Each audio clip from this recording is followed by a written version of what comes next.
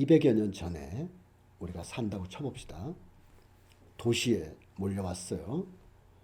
나중에 보여드리겠습니다만 이 도시를 칼 마르크스라는 아주 위대한 사상가는 기존에 있던 모든 가치들, 인간관계를 맺어줬던 영속적일 것 같은, 영원불멸할 것 같은 숭고한 종교적 가치, 사회적 가치들이 다 상실되고 오로지 냉혹한 도시 안에서의 아주 처절한 계약관계만이 남아있음을 근대의 도시인들은 알게 되었다라는 유명한 문장이 있습니다. 바로 그런 시대에 오게 된 거예요. 옛날 같으면 농사 짓고 그러다 어려움이 있으면 교구 목사님한테 사제님한테 찾아가고 그 사제님이 고해성사도 해주고 또 따로 만나서 그 친구가 힘들어 한다는데 좀 이렇게 좀 해줘라 해서 마을 주민들이 그래도 함께 살아가야 되니까 농촌 공동체 이런 것이 있었단 말이에요. 그러나 칼 마르크스의 문장에 의하면 이런 것이 다 잘라내고 도시에 몰렸던 그래서 500에 30에 막 살면서 서로 무관한 사람들끼리 옆집에서 내는 소음 때문에 아랫집에서 노는 소음 때문에 막 냉혹한 생각을 하는 그런 시대에 이제 살게 된 거예요. 이 살게 된 사람이 항상적인 내적인 불안, 자기 존재가 끈이 떨어진 대도시에 내던져진 존재라니까요. 물론 신앙이 있지만 중세적으로 이런 신앙적 관계 또는 절대왕정기의 중세에서의 교황과 절대왕정기의 왕과 신민 이런 관계가 아니라니까요. 이제는 냉혹한 대도시에서 나 혼자 살아가는 거예요. 그러면 지속적이고 항상적인 우울과 불안이 있겠죠. 내면의 격동이 있을 것이고 응어리가 있을 것이고 이게 잘 풀리지 않고 이걸 거침없이 때로는 표현하고 때로는 속으로 삭히기도 하죠. 자, 속으로 삭히는 걸 한번 들어보시겠습니다. 여러분들이 이거를 밤하늘에 달빛이 아름답게 떠오른다라고 이젠 제발 생각하지 마십시오. 그건 베토벤 죽은 다음에 누군가 붙인 겁니다. 그리고 어떤 자연 풍경을 자꾸 연상하는 건 안 좋은 겁니다. 그거보다는 200여 년 전 비엔나나 파리의 3층 원룸에서 500에 30에 앉아있는 어느 청년을 생각하시면서 들어보시기 바랍니다.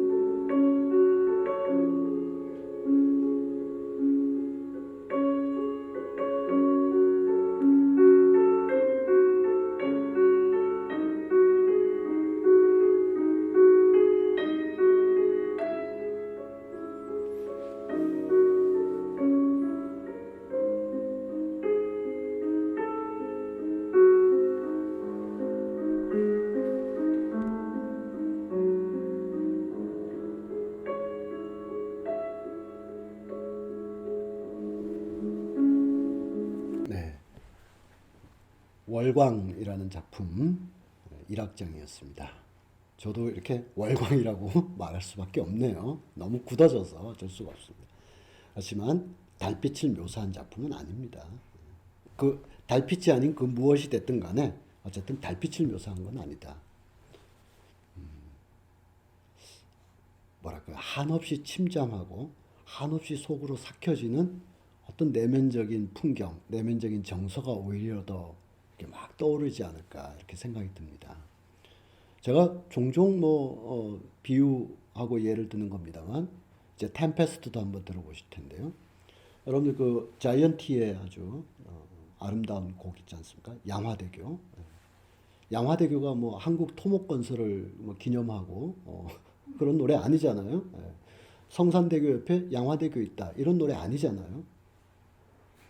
힘들게 아프면서 힘들게 일했던 그 아버지가 건너던 그 양화대교를 이제 내가 알바한다고 일한다고 내가 이제 돈을 번다고 집에다 이제 얘기하는 거죠.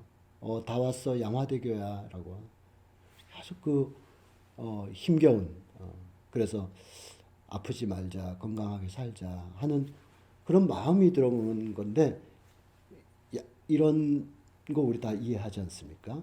근데 이게 만약에 한 300년 후에 그 시절에 양화대교라는 음악이 있었다라고 하고 이게 없다면 300년 후에 인류가 양화대교를 찬양한 노래인가? 아무리 들어봐도 그런 게 아닌데 라고 오해할 수 있는 것처럼 이 제목에 너무 구애받으면 안 됩니다.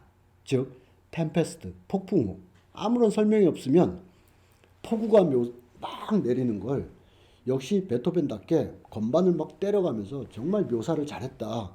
야 비가 엄청 오나 보다. 이거 아니라니까요. 아니고 인간 마음에서 일어나는 어마어마한 막 폭풍우들이죠. 막 그래서 그런 일이 있는 거 아닙니까? 막 소리 지르고 막 소리 지르는 게 좋은 게 아니죠. 해서는 안 되는 행동인데 그럴 정도의 뭐 억하심정, 마음속에 있는 폭풍우를 얘기하는 거지 비 내리는 거 묘사한 거 아니죠. 제가 계속 말씀을 드렸습니다만 그러면 그 폭풍우를 들어보시겠습니다.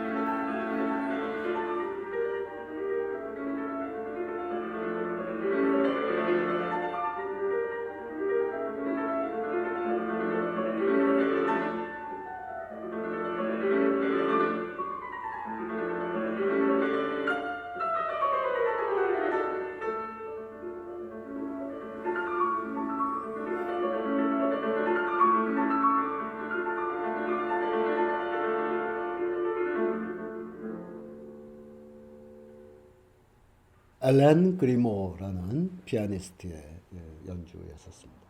이 마지막 엔딩을 한번 다시 한번 볼까요? 앨런 그리모 지금 살아있는 연주자들 중에는 아마 불멸성을 갖게 될 그런 연주자인데요.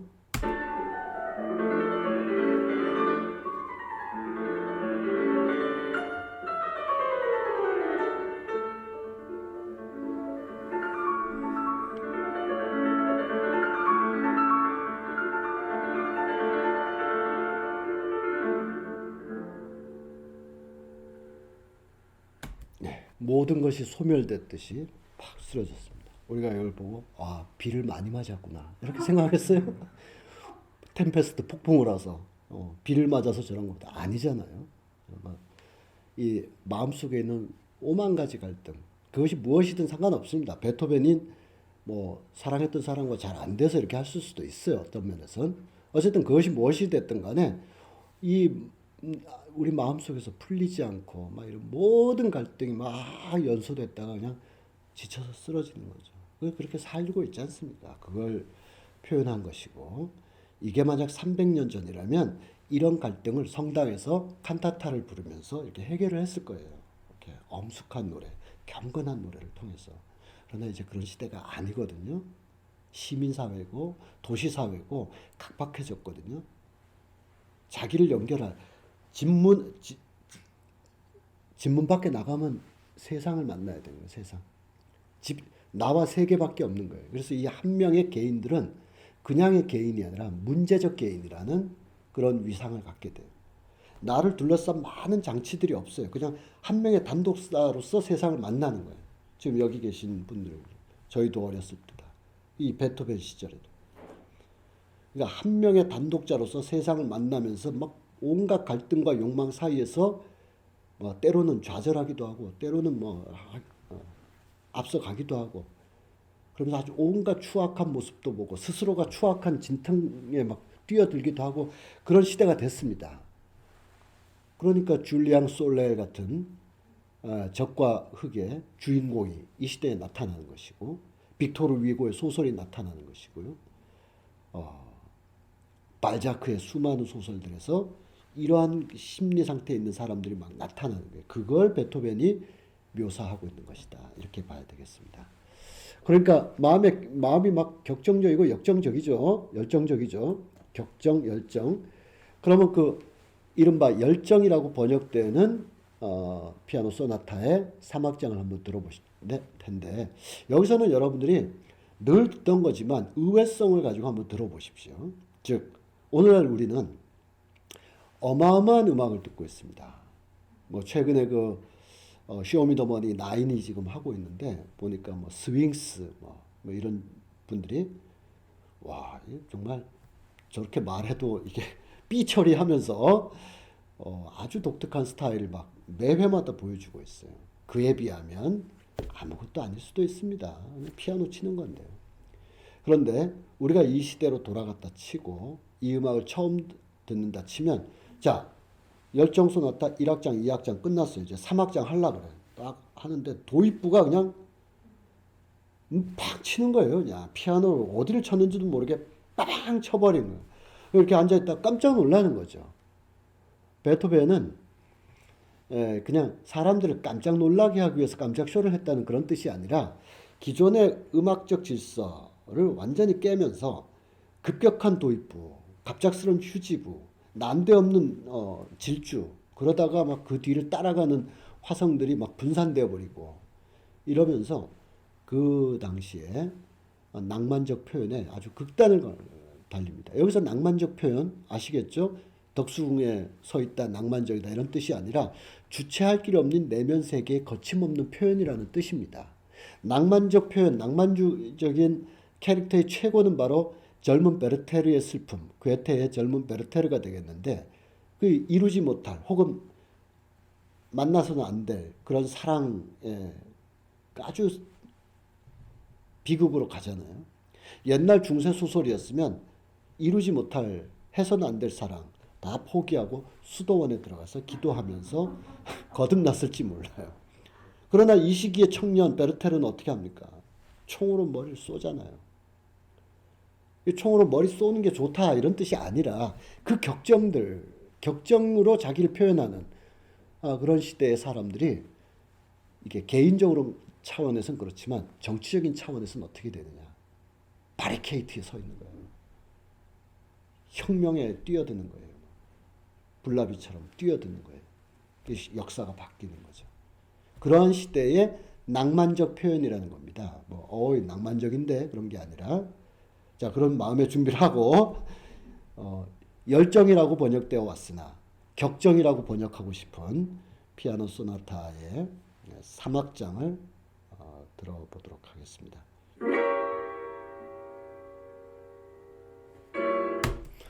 자, 감동적이죠? 네.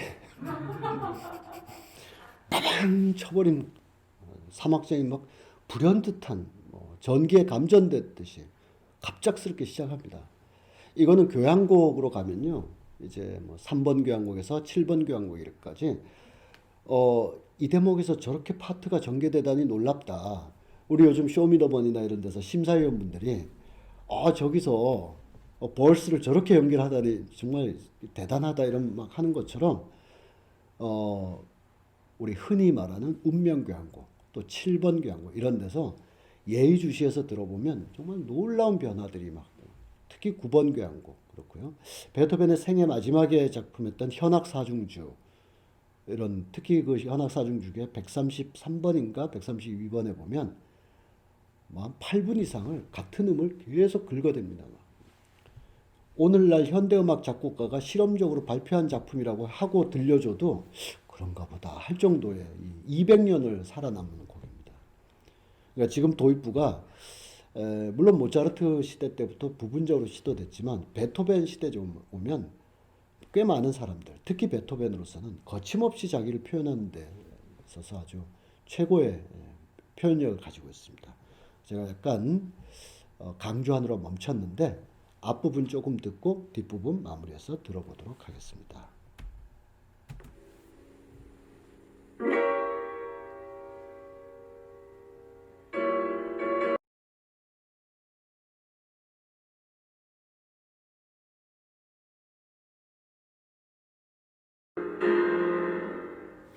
눈앞에 있는 사람 다 때려 부실 것처럼 연주했습니다. 연주는 열정적으로 했지만 감정은 격정적으로 표출했습니다. 따라서 열정이라는 번역은 적절치 않다. 다시 한번 말씀드렸습니다. 자, 오늘 4강의 마지막 테마, 세계 시민주의. 제가 앞서서 계속 강조해서 말씀을 드렸기 때문에 이 단어가 생소할 사람은 아무도 없습니다. 세계 시민주의. 근데 그 위에 한자가 써 있는데 질풍노도 이렇게 써 있습니다. 질풍노도 하면 우리가 일상적으로 관행적으로 쓰는 말이 있습니다. 중2한테 특히 쓰게 되죠. 앞에 중2가 간다. 말도 안 겁니다. 네. 질풍노도의 시기다. 우리도 다 그런 시기를 거쳤어요. 성장기에 사춘기, 청소년기를 질풍노도의 시기라고 한다. 그렇게 쓸 수가 있습니다.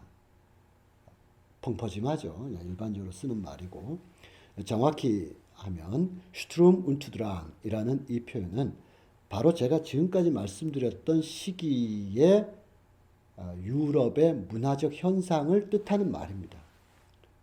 그러니까 이제까지 설명드린 걸 다시 반복할 필요는 없을 테고, 우리가 만약 그 당시에 귀족이라고 생각해 봅시다. 아직 귀족 사회가 엄연한데, 귀족인데 젊은 정치가들, 젊은 예술가들, 특히 저 음악가 베토벤이라는 사람, 저런 식으로 연주하고 질풍, 노도를 보여주는 거예요.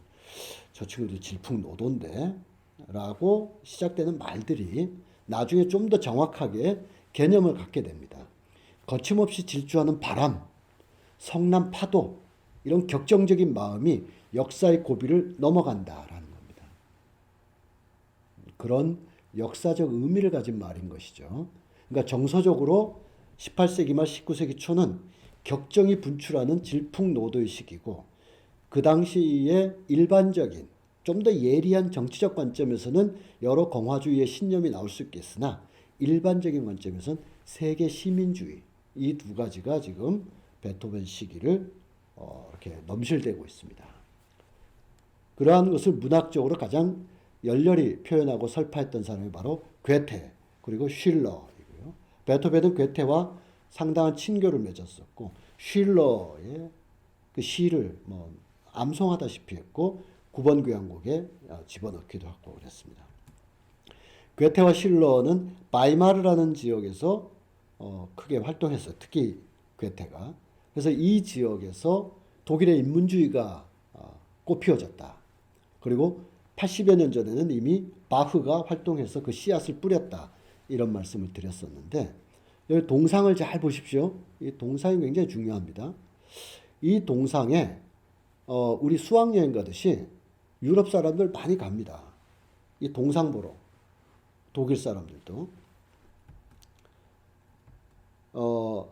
나중에 이 동상에 히틀러가 오기도 합니다. 바로 세계 시민주의를 자기가 실현한다. 그러니까 제가 계속 거듭 말씀드리는 게 세계 시민주의가 좋은 말이긴 합니다. 칸트도 그걸 추구했어요. 베토벤도 합창을 통해서 그걸 노래했어요. 100만인이여 하나 되라. 그런데 그게 어떤 경우에는 총칼로 되기도 한다라는 겁니다. 그래서 항상 이중적이고 위험하다라고 봐야 되겠어요. 자, 질풍노도의 감정과 세계 시민주의로 말해지는 공화주의의 어떤 강한 힘들이 결국 혁명이라는 하나의 단계를 지나가게 됩니다. 여기 보면 혁명이라는 단어. 그것은 프랑스 혁명을 얘기합니다. 프랑스 혁명을 그린 화가 중에 자크 루이 다비드라는 사람이 있습니다. 이 사람은 그 당시에 그림을 제일 잘 그렸기 때문에 프랑스 왕립 아카데미에 몇 번 시도한 끝에 합격을 했어요. 수석 합격을. 그때는 화가들이 음악가는 궁정음악가가 되는 것이고 화가들은 왕립 아카데미에 들어가는 게 그때는 최고의 자리였습니다. 요즘은 이제 음대나 미대를 가는 거지만 자, 수석 입학하면 왕조 시대지 않습니까? 그것도 18세기에 절대주의 왕권이라고 해서 제가 교황 세력을 밀어낸 유럽의 왕들이 17, 18세기에 절대주의 왕조 시대를 열었다 그랬어요. 그 중에서 특히 루이 14세가 대표적이다 했는데 루이 14세를 이은 루이 16세 시절에 왕립 아카데미에 들어갔어요. 그러면 이 뛰어난 학생들, 특히 수석 장학생은 왕의 장학금을 받아가지고 로마로 가게 됩니다. 그래서 앞부분에서 제가 말씀드렸던 것처럼 로마에 가서 고대 그리스, 고대 로마의 건축과 미술을 다 배워서 다시 돌아와가지고 왕정 문화를 그림을 그리는 게 이 사람들의 기본적인 루트입니다. 그래서 이 사람도 가게 됐어요. 갔는데 간 김에 세상 문물을 돌아서 보고 오다가 왕의 장학금으로 간 왕당파가 돼야 되는데 공화파가 돼서 돌아옵니다. 돌아와서 왕조 시대는 끝나야 된다. 이런 생각을 갖게 된 거예요. 참 루이 16세로서는 참 뭐 시대의 흐름이지만 그래서 이 사람의 그림은 형식적으로는 고전파입니다. 지금 보다시피 엄격한 비례, 고전 영웅에서 메시지 가져오기, 명암의 뚜렷한 표현들, 이게 고전주의 미술이에요. 근데 내용은 공화주의야. 이게 이 시기에 베토벤의 음악도 초기작이 그렇습니다. 영웅 에로이카 같은 작품도 그렇고요. 형식은 굉장히 엄격합니다. 지금 보시면 가운데 기둥이 있고 왼쪽에 인물들이 있고 고대 로마 장군의 이야기예요. 아까 그 푸생의 그림처럼 고대 로마 장군의 소재를 하고 있어요. 그런데 메시지는 달라졌어요. 뭐냐? 고대 로마에 브루투스라는 정치인이 있었어요. 이제 시저와 관련 있는 사람도 있는데 그 사람 말고 그보다는 몇 세기 전에 기원전 1세기 전쯤에 정치인이 있었어요. 이 사람이 로마를 안정화하기 위해서 강한 개혁 정치를 했는데 그만 자기 아들이 부패에 연루됐어요. 그래서 아들의 목을 쳤습니다. 아들이 지금 끌려나가고 있어요. 화면에서. 오른쪽에 며느리 손주들 울부짖고 있어요. 오른쪽이 햇살이 비쳐 있어요. 생명의 공간. 왼쪽은 정치의 공간. 처형이 벌어요. 아들의 목이 잘렸어요. 그런데 이 화가는 이 브루투스라는 인물을 어디에 앉아 있도록 했습니까? 생명의 공간입니까? 죽음의 공간입니까? 여기다 앉혀놨어요. 왼쪽에다가. 그래서 이 사람은 자식을 죽였기 때문에 아버지로서 참 이 애틋한 마음이, 불안한 마음이 발에는 저렇게 묘사가 돼 있어요. 발이 비비 꼬여 있어요. 이거 똑바로 못 앉아 있고. 그러나 얼굴 표정을 한번 보십시오. 얼굴 표정. 아주 단호한 표정으로 공화주의를 위해서 이 정도 희생은 감수할 수밖에 없다. 이게 단호하게 드러나 있습니다. 즉 왕의 장학금으로 멀리 떠났던 이 화가가 형식은 비록 고전주의의 완성된 형식으로 그리고 있지만 내용은 더 큰 공동체를 위하여 개인의 사소한 인연은 거기에 얽매여서는 안 된다. 이걸 그려주고 있습니다. 여기서도 소크라테스가 우리는 악법도 법이다 이렇게 소크라테스가 말한 줄 오해하고 있습니다만 그거는 그렇게 말한 사람들이 소크라테스의 변론이라는 책을 안 읽고 그렇게 말을 하고 있습니다. 다 책을 읽어봐야 돼요.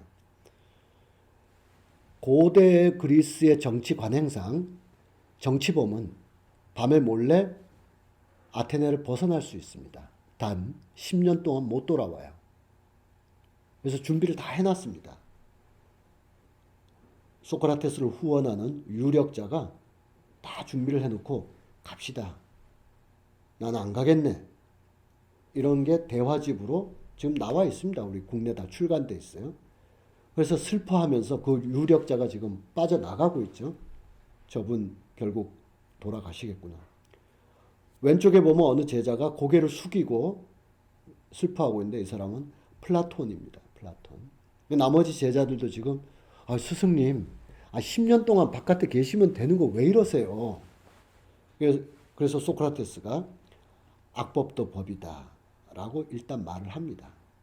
그러자 많은 제자들이 그거 한국 독자들이 오해해요. 그렇게만 말씀하시면. 한국의 독재자들이 그거 사용해요. 악법도 법이니 일단 지키라고. 보강 설명 좀 해주세요. 그래서 소크라테스가 추가적으로 말합니다. 국내에 다 나와 있어요. 좀 읽고 인용했으면 좋겠어요. 소크라테스는 이렇게 말합니다. 악법은 고쳐야 된다. 사람의 몸이 커지면 옷을 바꿔 입듯이 사회적 삶이 달라지고 여러 가지 인식과 이런 게 달라지면 제도를 바꾸고 법을 바꿔서 삶이 윤택하도록 해야 된다. 악법은 고쳐야 된다. 그런데 내가 왜 이 악법에 이 독배를 마시고 죽느냐? 이 악법이 만들어질 때 내가 반대하지 못했다. 악법이 막 행사될 때 나한테 그게 해당되지 않는다고 이 법을 없애라고 내가 요구한 적이 없다. 그런데 이제 이 법이 나한테 해당되자 악법을 고쳐라. 난 살고 싶다. 이렇게 말할 수는 없다. 내가 철학자인데. 그러니까 내가 이 법이 만들어질 때 반대하지 않았고 이 법이 시행될 때 저항하지 않았는데 이제 이 법이 나한테 해당된다고 내가 악법을 그렇게 할 수는 없다. 나는 철학자로서 윤리적 태도를 지키며 죽어간다. 그렇지만 이 법은 악법이다. 고쳐라. 이렇게 다 설명을 하고 있습니다. 제가 이렇게 인용 반 설명 반해서 이렇게 말씀을 드렸지만 그것이 바로 공화주의, 공화정을 완성하는 법의 정신입니다. 라고 소크라테스가 이 하늘에 있는 하나님 이런 게 아니죠. 이때는 아직 기독교 시대도 아니고요. 인간의 유한한 인간을 제대로 이 욕망의 인간들이 잘 이렇게 한 공토주의에서 살 수 있는 규범이 있다. 이라고 이제 소크라테스가 말하고 있는 거죠. 이제 그런 시대로 가야 된다라고 화가가 말을 하는 겁니다. 사실은. 그 화가가 공화주의자들과 인연을 맺고 혁명아인 장폴 마라의 죽음을 더없이 신성한 인물로 이렇게 그려지는 모습을 보십시오. 이 장폴 마라는 피부병이 있어서 반신욕을 늘 했어야 되는데 어디 피부병이 있는 사람처럼 보입니까? 아주 위대한 영웅처럼 몸이 말갛게 잘 되어 있습니다. 순교하고 있는 듯이 보입니다. 사실은 정치적으로 암살당한 건데 순교하고 있는 듯이 그려지고 있습니다. 즉, 이 프랑스 혁명에 굉장한 공헌을 했던 장폴 마라가 정치적으로 암살당했을 때 이 자크 루이 다비드는 그를 굉장히 신성하게 묘사하고 있는데, 이는 바로 프랑스 혁명을 신성하게 묘사하고 있는 것입니다. 드디어 프랑스 혁명이 열렸습니다. 시민대표단이 왕을 만났어요. 왕에게 강한 요구를 했습니다. 왕이 거절을 했어요. 내가 좀 더 생각해 볼 테니 물러가 있어라. 그래서 사람들이 물러가다가 베르사유 궁의 테니스 코트에 몰려서 여기서도 물러가면 안 된다라고 다들 모여 있습니다. 가운데에 파리 시장, 파리 대표하는 추기경, 뭐 학자, 교수, 변호사 많이들 모여 있습니다. 저 의자에 앉아 있는 사람은 화학자 라부아지에라는 사람입니다. 정 가운데 의자에 앉아 있는 사람. 거기서 오른쪽에 세 번째 사람이 가슴을 막 자기 가슴을 때리고 있죠. 이 사람은 소르본느 대학교 최고 우수 수석 입학해가지고 루이 16세로부터 직접 학생 대표 축하를 받았던 학생으로, 졸업할 때는 루이 16세를 죽여야 된다라고 탄원서를 붙이고 다녔던 당통이라는 혁명가입니다. 이것이 프랑스 혁명의 한계를 보여주기도 합니다. 여기선 노동자, 농민 아무도 없습니다. 대부분 다 상층 시민계급입니다. 교수, 변호사, 성직자, 정치가들, 이런 사람입니다. 어쨌든 시대는 바뀌고 있어요. 그런데 여기에 이날 이 화가 자크 루이 다비드가 이날 못 갔어요. 못 가서 나중에 얘기를 듣고 그렸습니다. 그래서 여기 그려진 사람들이 자크 루이 다비드를 다 싫어했어요. 왜냐하면 뭐 늦게 들어오도록 묘사되어 있거나 구석에 처박혀 있거나 자기 얼굴이 반만 그려져 있거나 이런 사람들은 억울하잖아요. 자기가 그날 1시간씩 연설했는데 왜 나를 저기다 그려놨냐. 그건 에피소드고요. 자, 여러분들 퀴즈를 내봅시다. 자크 루이 다비드가 이날 여기를 못 갔기 때문이기도 하지만 이 그림은 기본적으로 많은 인물이 아래쪽에 배치가 되어 있습니다. 그리고 여러 인물들이 중첩되어 있는데 그 좌우 위로 보면 오른쪽에 몇몇 사람이 창틀에 막 붙어 있어요. 그 중에는 아직까지는 혁명적 정치인이 아니었고 신문 기자였던 바로 이 장폴 마라가 저 오른쪽 벽에 보면 벽에서 막 지금 혁명적 상황을 지금 기사로 쓰고 있는 걸 볼 수가 있습니다. 그리고 왼쪽에 보면 커튼이 열렸고 창문이 열려서 커튼이 막 비바람이 뭐라고 그러지? 우산이 막 뒤집혀지고 있어요. 자, 1번. 흔한 비유라서 여러분들 벌써 정답은 2번이다 이렇게 생각하시겠는데 1번. 이날 비바람이 많이 불었다. 아니겠죠. 제가 문제를 내면서도 참. 2번. 질풍노도의 혁명의 정서를 묘사하고 있다. 2번입니다. 즉 자크 루이 다비드는 유력 인사들이 나중에 항의를 한 건 항의를 하고 그 사람들 밑으로 다 내려요. 그리고 양쪽에 몇 사람 놓고 이 텅 빈 공간에 바람이 막 밀려 들어와서 이 새로운 시대의 질풍, 새로운 시대의 노도가 가득 채우고 있다는 것을 보여주고 있습니다. 자, 이 장면을 여러분들이 영화로 찍는다. BGM, 부금을 뭐로 하시겠습니까? 바흐로 하실까요? 빰빰, 빰빰빰, 빠바바바바바밤빰 이런 마르첼로의 오보에 협주로 하시게요? 좀 잘 안 맞죠? 모차르트로 하실까요? 따라라라따딴딴따라라란딴딴 그것도 약한 것 같아요. 뭔가 소실점을 향해서 모든 힘들이 막 밀려가고 전진하는 듯한 강한 힘의 세계가 필요하겠죠. 그래서 바로 이 시기에 동시대에 작곡된 베토벤의 관현악곡을 하나 들어보시겠습니다. 코리올란 서곡이라는 작품이고요. 이 연주를 들으시면서 또 보시면서 아까 그 자크 루이 다비드의 그림을 한번 연상해 보십시오. 이 화가와 이 베토벤이 서로 연락도 안 하고 카톡 친구도 아닌데 동시대에 강한 열망, 소실점을 향해서 모든 인물, 모든 주제, 모든 음표가 막 몰려가는 듯한, 바흐나 모차르트는 표현하지 않았거나 못했던 그런 음들을 여러분들이 느낄 수가 있습니다.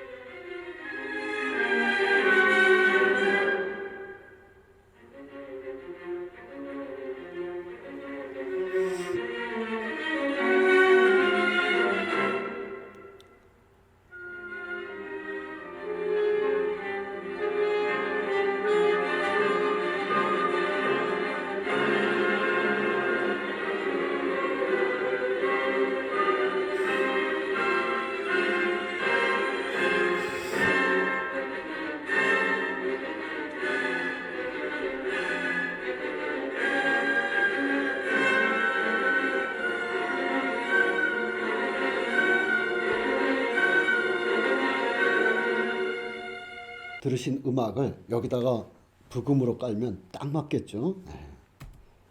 프랑스 혁명의 시대가 열린 겁니다. 루이 16세는 나중에 처형됐고 일시적으로 나폴레옹이 등장하기 전까지 일시적인 공포 정치가 또 전개되기도 했습니다. 혁명이 났다고 뭐 다 좋고 이런 건 아니니까. 여기서 매우 중요한 음악 하나가 있습니다. 그것이 바로 5번 교향곡 일명 운명이 되겠습니다. 자, 오늘 이번 4강의 마지막 곡이 되겠는데요. 이 운명은 뭐 워낙 유명하죠. 아마 전 세계 사람들 중에 빰빰빰빰 하는 순간 곡을 못 알아맞힐 사람이 없을 겁니다. 베토벤은 참 대단해요.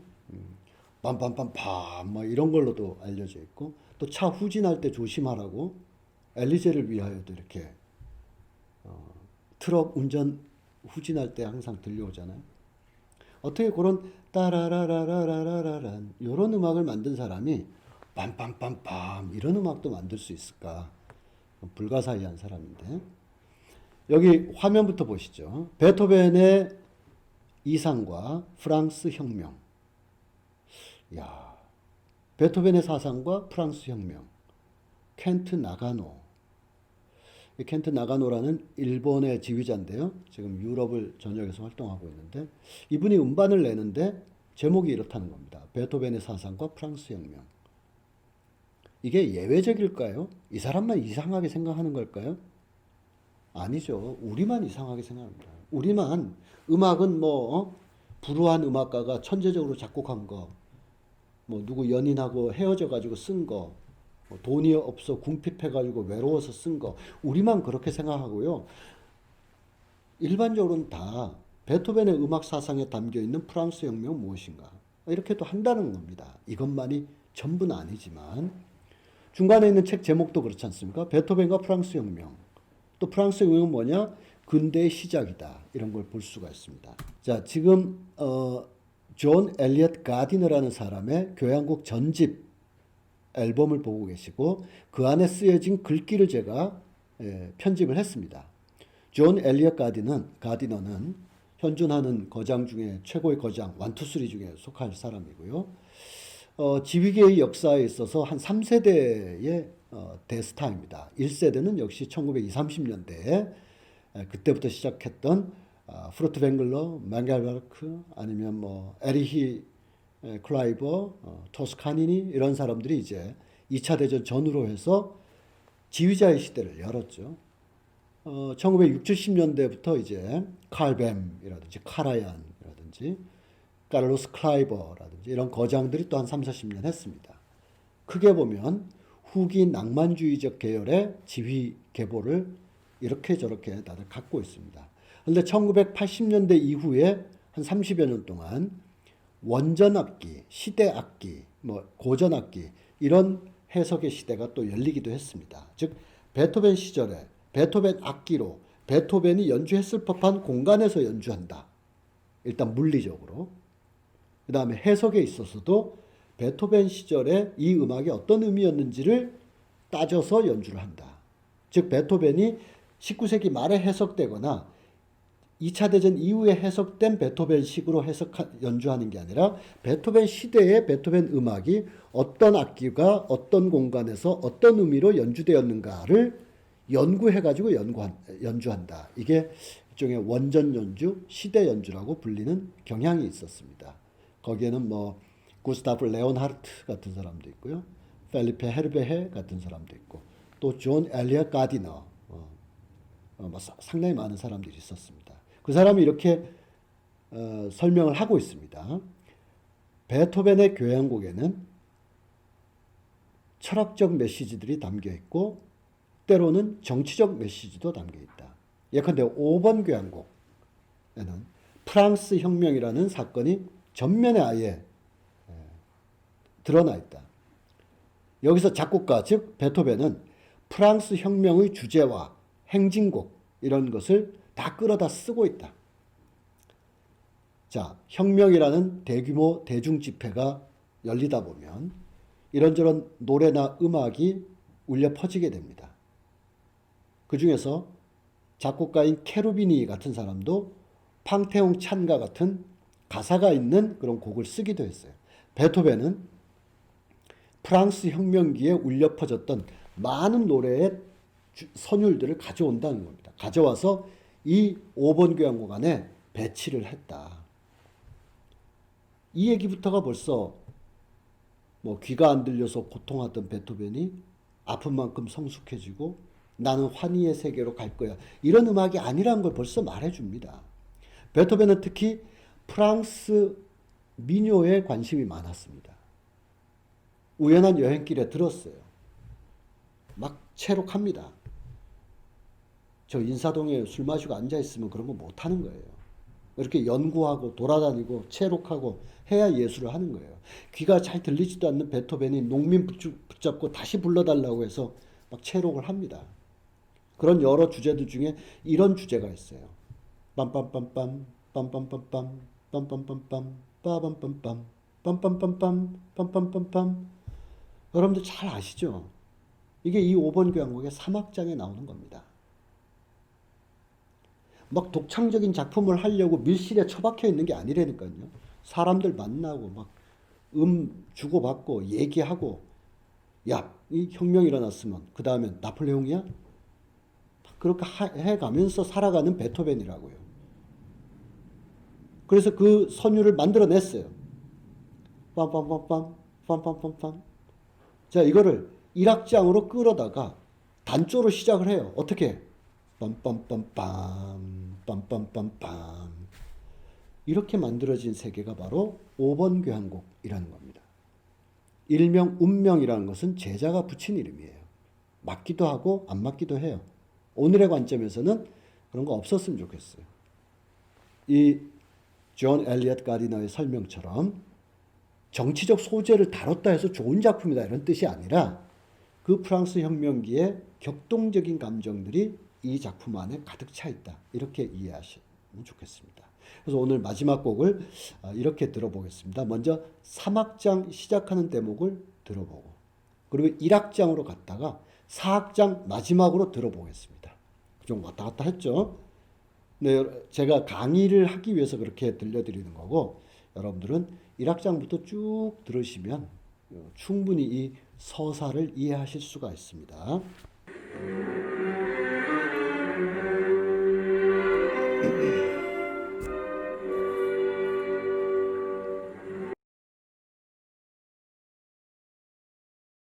들으신 음악이 우리가 일명 운명 교향곡이라고 하고 거침없는 인생, 나의 운명 내가 헤쳐나갈 거야 라고 잘못 알려진 대표적인 곡이었습니다. 물론 우리는 만들어진 예술이 저마다의 시공간에서 저마다의 사람들에 의해서 다양하게 수용되고 해석되고 심지어 소비돼도 괜찮습니다. 그것도 그 예술의 생명력이죠. 우리가 차가 막혔을 때 이 음악 틀고 뻥 뚫리면 이야 차 잘 간다. 이럴 때 뭐 우연히 이 음악이 들려와도 괜찮습니다. 그리고 뭐 개인적으로 여러 어려움이 있거나 이럴 때 뭐 들어볼 수 있죠. 그렇게 마음껏 사용해도 됩니다. 그런데 누가 이 교향곡은 어떤 배경에서 나온 거야? 라고 물어보면 차가 막혀서 작곡한 거야? 이럴 순 없잖아요. 귀가 안 들리고 인생이 잘 안 풀려서 작곡한 거야? 이럴 순 없잖아요. 시대를 좀 충분히 이해하고 들을 때는 우리 마음대로 뭐 슬플 때 들어도 되고 기쁠 때 들어도 되고 상관이 없는데 왜 어떤 배경에서 나왔는지는 알아야 될 거 아니에요. 그래서 이 화면을 말씀드렸습니다. 자, 여기까지가 우리 베토벤 탄생 250주년 드디어 베토벤 이야기를 하게 되는데 그 전반부 이야기를 쭉 드렸습니다. 이것만 해도 베토벤은 역사에 남았을 텐데 이것만으로 남은 게 아닙니다. 이제까지 알던 베토벤과는 또 다른 면모, 또 다른 고통, 또 다른 시대의 상흔 속으로 베토벤이 막 밀려갑니다. 밀려가지만 떠밀려가지는 않습니다. 그런 베토벤의 후반기에 그야말로 위대한, 그때부터 우리가 베토벤을 포함해서 수많은 예술가들을 왜 독특한 존재, 독보적인 존재, 우리같이 평범하게 세속을 살아가는 이런 사람들과는 다른 존재로 우리가 존중하고 그들의 작품을 왜 우리가 해석하려고 하고 그 작품에 담긴 뜻이 뭔지를 알려고 노력을 하고 그래서 해마다 수능 시험이면 위 작가의 작품에 대해서 올바른 설명으로 바른 것은 이걸 학생들이 막 찾잖아요. 우리도 뭐 기생충 같은 영화를 보고 이 작품의 의미가 뭐지? 라고 계단의 의미는 뭐지? 라고 막 평론가들이 서술하고 그거 언제부터 됐을까요? 옛날부터? 그렇지 않습니다. 옛날엔 다 예술이 무슨 의미로 왜 만들어졌는지 다 밝혀지거나 행사용으로 다 나온 겁니다. 해석할 필요도 없어요. 좋거나 싫거나 였습니다. 그런데 이 작품의 뜻이 뭐지? 왜 작품이 이런 식으로 전개되지? 이거 우리 들으라고 작곡한 거야? 아니면 베토벤 형이 정말 정신이 좀 이상해서 이렇게 한 거야? 이 작품의 주제가 뭐지? 라고 처음으로 질문을 사회가 공통적으로 하게끔 만든 사람이 바로 베토벤이고 그것이 1824년, 5년, 6년도의 일입니다. 그것을 중심으로 베토벤의 남은 이야기를 다음 시간에 계속 진행하도록 하겠습니다. 네. 고맙습니다.